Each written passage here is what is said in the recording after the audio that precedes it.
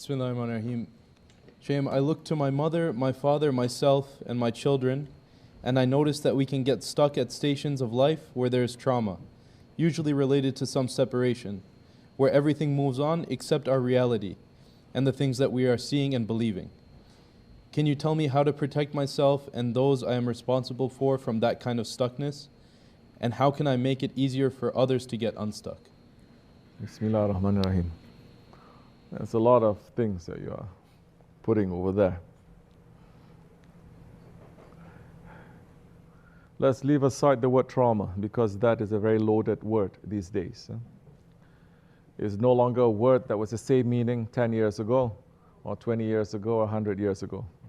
So words, maybe they don't change, but the meanings, they change all the time. So whoever puts the meaning in there is going to control the conversation.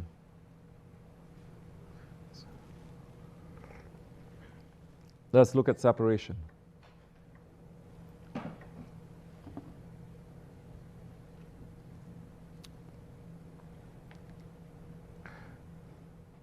What happens when you are separated?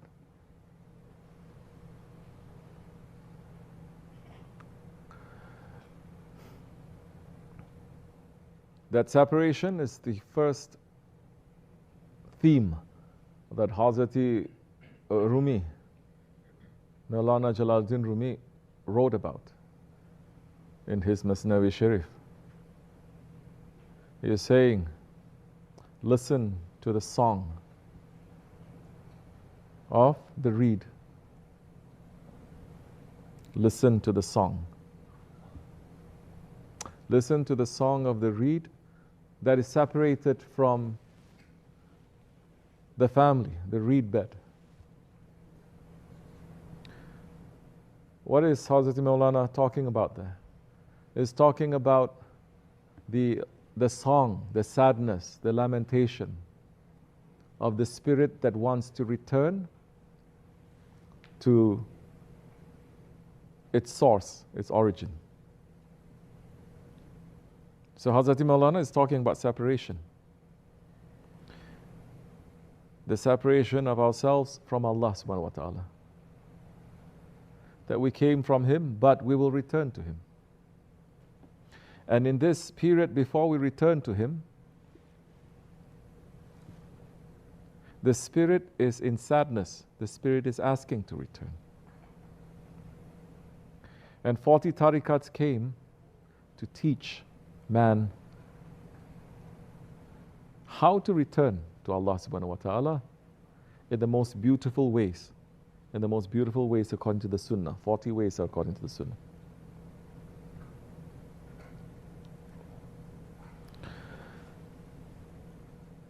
So there is sadness. But that sadness comes when the spirit is understanding what it is and what it is a part of.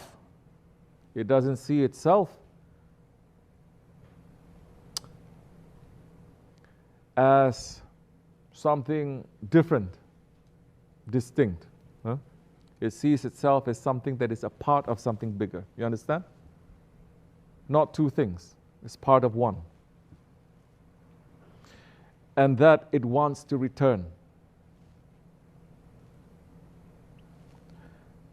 That sadness, that song is beautiful. That sadness and that song is like the song of a lover that is crying to be reunited with the beloved. And just in remembering the beloved, in spirit they're already together. But what happens to these spirits that don't sing? This is the question, this is the problem. What happens to the spirits that they're not allowed to sing? And now it is the ego and the shaitan that is screaming all day long and running towards dunya. Now that ego, the voice of that ego is going to be louder than the voice of the spirit. That spirit is not even allowed to sing. It's saying, be quiet, don't. That's trauma.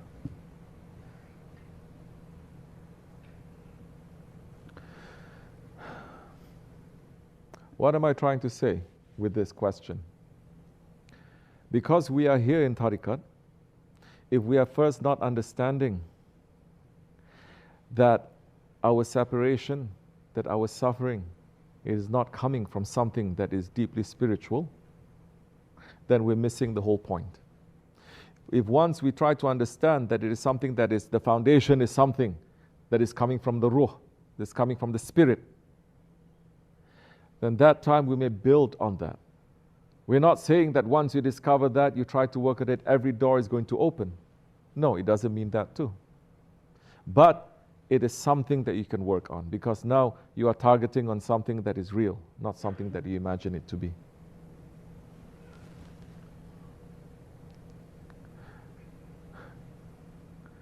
People are suffering.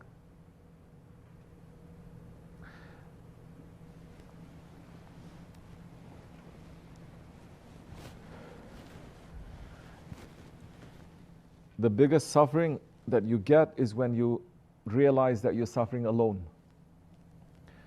When you suffer and you talk to someone and someone says to you, I've suffered like that too. Oh, you don't feel so alone, yes? Your suffering decreases because there's someone who understands you. When you realize that there are more and more people understanding what you've gone through, and they have gone to the other side, they have passed through that experience, and they're there to help you, and they're there to teach you, to tell you that, yes, I know where you are. You feel that you're alone, you feel that you cannot move, but we were there too and we've moved. And if you open yourself up for them to help you, then you understand more also that this suffering, this pain is not a punishment. This pain is something that you have to go through, because at the end of the road there is this huge understanding and huge treasure that is waiting for you, that you're not going to get unless you have gone through that pain, that suffering. What makes us in this time to think that anything that we're going through, that we're the only one who's going through that, and it makes us to go crazy, and it makes so many people to want to end their lives because they feel that they're the only one and nobody understands them. This is coming from a spiritual sickness. Because now, when we are in tariqat especially, whose lives are we talking about over and over again? Our lives? No. It's the lives of the holy ones. It's the lives of the prophets. It's the lives of the saints. And their lives, is it filled with happiness and luxury and pleasure? Their lives, if you compare to our lives are filled with pleasure, no matter how difficult it is. And their lives are filled with such pain and such suffering that their Lord makes them to go through. And it becomes a test. So when that suffering becomes a test, then you know that it is suffering to study for a test, and it is painful to sit for the test.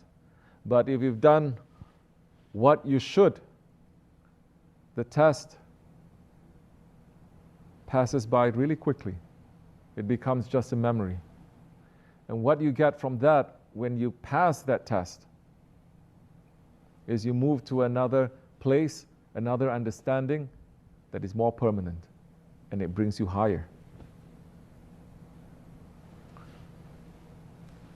So don't think that your suffering is for nothing. First, you have to know it is for something. How are you going to know that? You have to sit with people who have knowledge of that, who have experience of that. And they will talk to you and they will understand, make you to understand. If you don't talk, if you don't surround yourselves with people with that kind of knowledge, then Shaitan is going to say, the way that he thinks he is, nobody understands you. Like Shaitan says, nobody understands me. Allah disappointed me. Hasha, astaghfirullah. There's so many people that they are saying these days.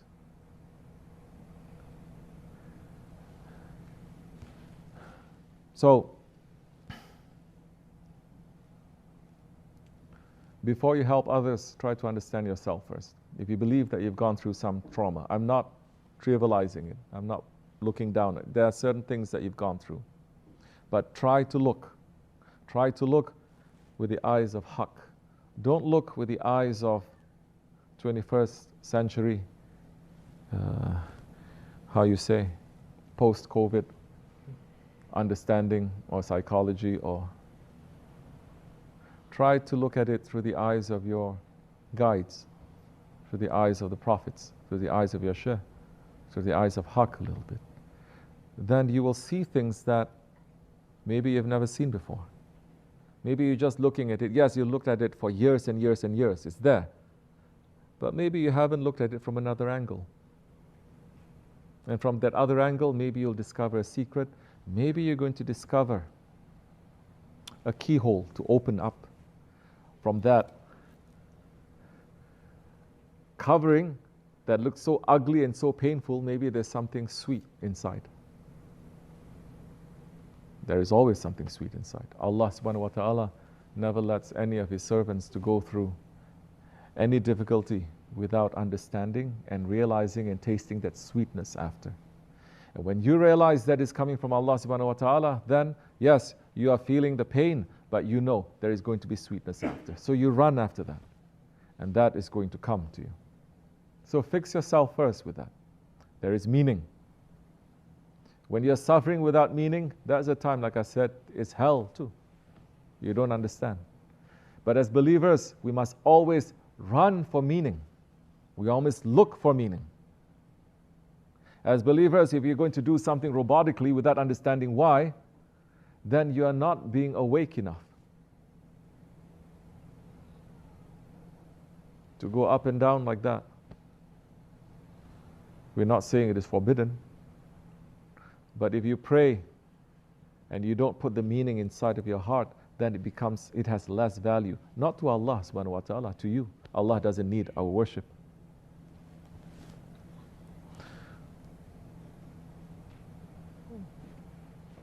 So look to those episodes in your life. Look to them. This is the way that is going to teach you how to look, how to understand yourself. Look, but try looking at it through other eyes, through other visions, through other spectacles. Then you'll discover new things. And you discover then, oh, there is a diamond deep in there that I had to go through deep inside. I have to dig it deep, but I find that is very valuable. And I would never find that diamond, that jewel, if I didn't go through all that difficulty. And that jewel now, it is something that I'm going to put on top of my head. And so, once you start realizing that, slowly you'll be able to help those that are around you. Same principles. But this is for people who want to do the work. You want to do the work, you must do the work. These are the things that will be asked from us on the Day of Judgment. It's not only asking us, and it's not only wanting answers from us, it is asking us to understand. If we don't understand that, the fire is there to make us to understand. The fire is there to make us to understand. Because we're so thick with our ego that it has to be burned for us to free ourselves and for us to understand. Now we are here. Now Allah is not testing us. He's not punishing us. Now is the time for us to understand that. Sometimes it's going to be difficult. Of course it's going to be. Sometimes you have to fight dragons in order to find the treasure. Which treasure are you going to find without fighting dragons? Where is it? It's in you. So then slowly, inshallah Rahman, once you start looking at different angles, then you're not going to be so trapped. Then you'll find a way out and you'll be able to help others. Inshallah Rahman. I'm saying this also because people are not learning about the difficulties of their prophets. They're not studying, they're not thinking. They're not taking the lives of the Prophet ﷺ and all the prophets and the saints and their difficulties and putting it into their lives. When they talk about saints, they just look at their miracles and they want to be one of them in order to work those miracles. That is coming from ego, that is coming from shaitan. But when you look at all the sufferings that the prophets and the awliyaullah they go through, and you look at your own suffering, they will make you to see through a different way your own suffering. And when you suffer for the sake of Allah subhanahu wa ta'ala, then that time it'll open your heart and you'll taste something of what they tasted. At that time, you're not going to feel hopeless too. You're not. You understand? You'll find the secret. You'll find the wisdom in that. Wa min Allahu tawfiq. Fatiha.